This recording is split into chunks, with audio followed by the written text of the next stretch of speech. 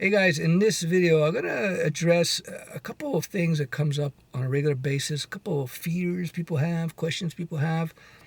The fear of whether or not it's too late to learn something new, whether it be coding or getting into freelance or whatever, Pilates. Um, the end of the day, I just want to say that that's not a smart attitude because no matter how old you are, there's nothing but upside to learning something new. There's no question about that. There's nothing but upside to learning something new. So even if you're 40 or 50 or 60, and you learn something new, you improve your skill sets, you improve your value, you increase your ability to earn a living by learning something new, how could that be a possible downside?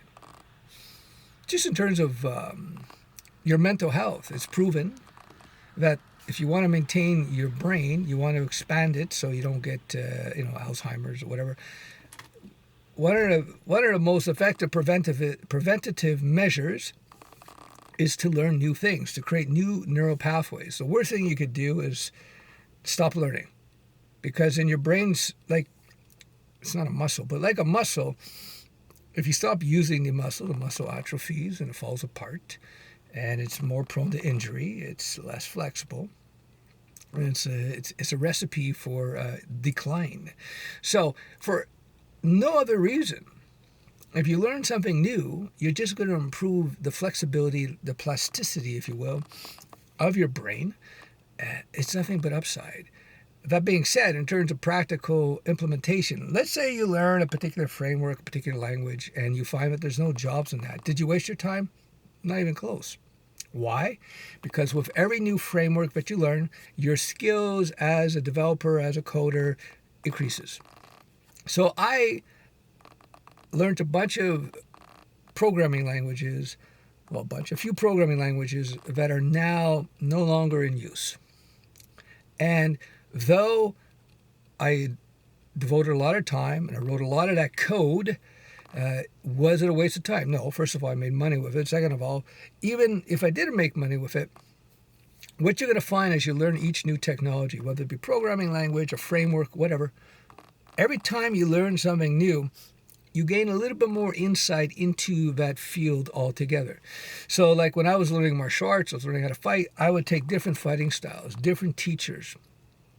And every single style that I would do, every single teacher that I would do, every single teacher that I would train under, I would learn something new. So let's say, talk to people who do, jiu-jitsu or boxing or Muay Thai, whatever.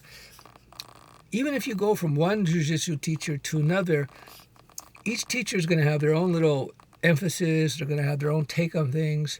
And every time you train under a new person, you look at even the same technology. You can look at martial arts, whether it be jiu-jitsu, Thai boxing, what have you. You can look at them as fighting technologies. Every time you train under a new individual, even the same style, but they're teaching you from their perspective, it's going to increase your depth of understanding in the martial art in question. Same thing with programming. Every time you learn a new language, every time you look at a new book or do a new course on a particular language, whether you learn a new framework, etc., you're going to increase your perception of knowledge overall, not your perception of knowledge. You're going to increase your level of skill and understanding. How you learn, one of the ways that you learn, repetition is another. Repetition is one way, is first and foremost. Second of all is comparing and contrasting. As I tell people, when you learn one programming language and then you go on to the second and the third and the fourth, what you'll find is that you will become, once you hit your third language, so let's say, I'll put it in practical terms. Let's say you start with JavaScript, then you do some Python, and then you do some C#. What you're going to find is that when you get into your C# and you start doing C#, what's going to happen is your Python and your JavaScript skills will only increase.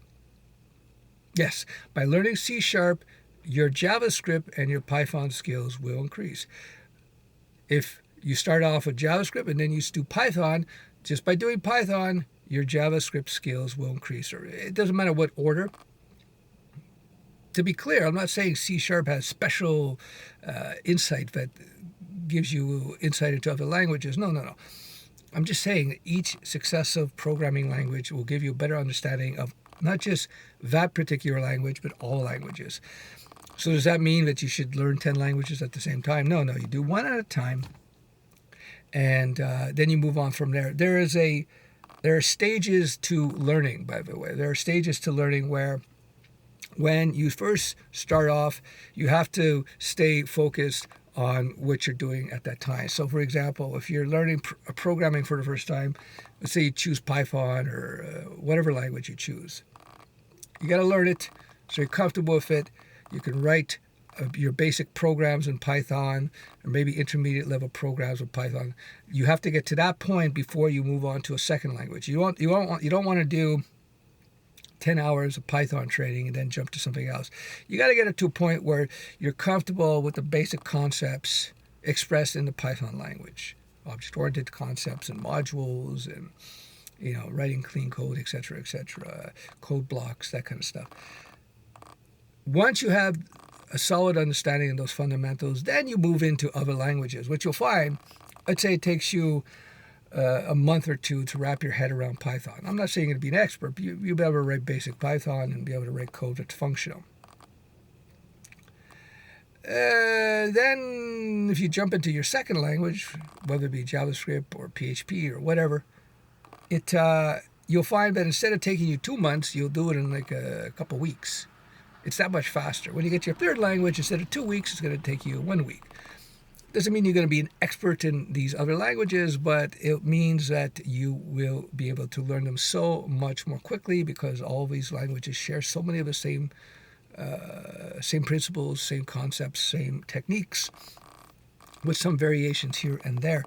And so last point I'll leave, kind of a meandering vlog here. Last point I'm going to leave is that when you are learning to code, the first little bit is the most difficult part, is the most difficult time you're going to have. That first month, right? That first week even.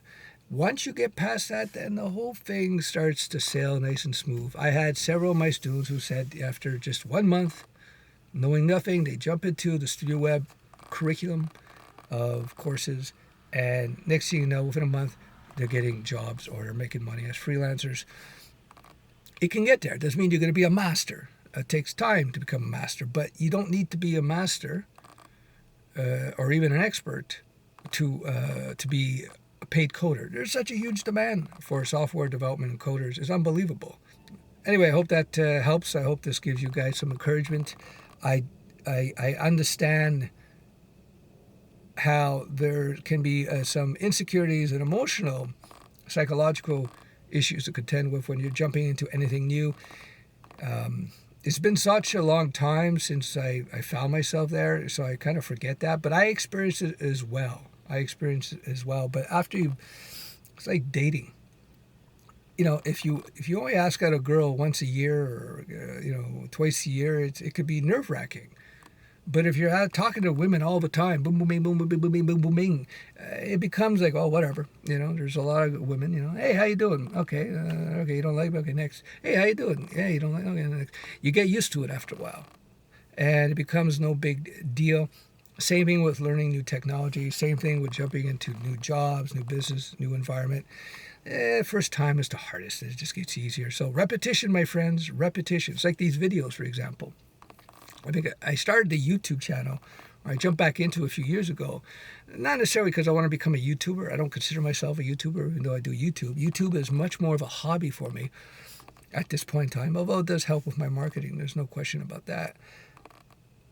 But I originally jumped into YouTube because I just wanted to become more comfortable speaking in front of the camera and understanding how to film, because I felt that was an important skill set to develop. So how did I do it? I watched as much video from many different sources of information in terms of teachers. But most importantly, I jumped into it. I said I was going to do 1 video a day for 1 year. And I figure repetition is the way you get good. That's why, again, shameless plug, Studio Web is designed around that premise, which I first learned in the martial art days.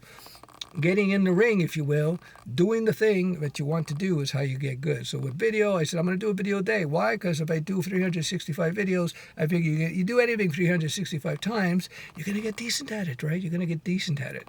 So I decided that, so for coding with Studio Web, there's tons and tons of code challenges. Nobody else in the world and any platform out there comes even close. I have literally 1,000 quiz questions across just my first 3 foundational courses, HTML5, CSS3, JavaScript. Why? Repetition is the mother of skill, and I use extensive, deep quizzing, literally a book of quizzing, to help you to assimilate the coding skills. You got to write code to understand code, so you got to write a lot of code. So we do it in an environment where you get instant feedback and tutoring as you go. That's why it's so effective. Anyway, I shamelessly plugged there. You got to also promote yourself too in life, you know. There's nothing wrong with that as long as you bring value. All right. Ooh, this is getting to be longer than I thought. We'll talk soon. Bye-bye.